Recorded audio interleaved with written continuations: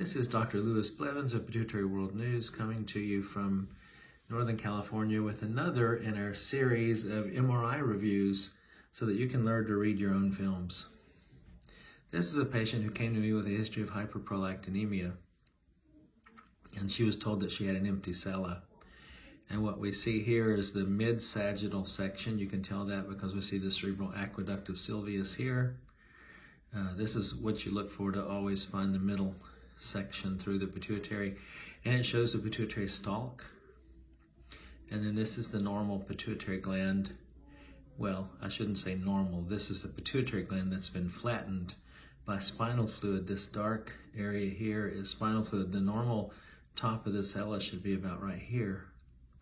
So this is a partial empty sella, nearly complete empty sella. This is the tongue, back of the nose, the nasopharynx we call it here. But this is an infundibulum going down to a pituitary gland that's flattened in the inferior aspects of the sella. Now we'll look at the so-called coronal sections. By the way, this is a Tornwald cyst. That's just a mucus balloon, so to speak, in the nasopharynx. When we go forward here, backwards here, now we're starting to see anterior pituitary, sort of this green bean shaped thing here. This is the empty sella. And here's the infundibulum, slightly deviated towards the right side. This is the pituitary gland that's been flattened by spinal fluid.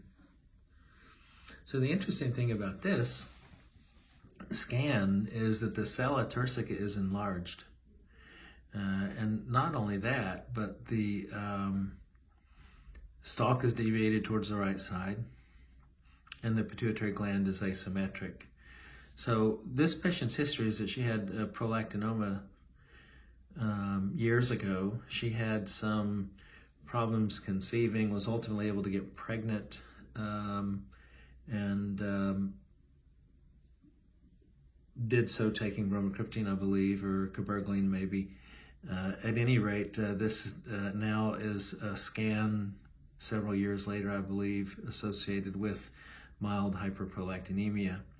And the way I put this together, the thing that explains the enlarged sella, the stalk deviation, and the asymmetry of the gland is that her prolactinoma probably increased in size during pregnancy and then lost its blood supply, rotted.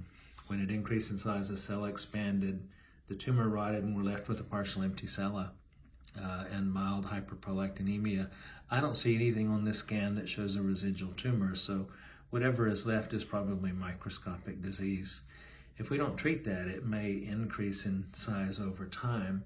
However, she has a heart murmur and had significant intolerance to the medication. So since we didn't see any residual tumor, we're just going to follow this over time, especially since her menses are occurring somewhat monthly and she's not having any galactorrhea. It's an interesting clinical story. It's a very fascinating scan, and again, shows that when it comes to empty sella syndrome, you have to look at the scan to try to determine whether it was a primary empty sella or a secondary empty sella, secondary meaning due to something else. The one caveat here is that this patient also has intracranial hypertension, so the empty sella may have been somewhat caused by that. But in my experience, you usually don't see a large empty sella in that disorder, more of a normal-sized sella. So I think that in this patient with a history of pituitary tumor, this is a secondary empty sella due to pituitary adenoma.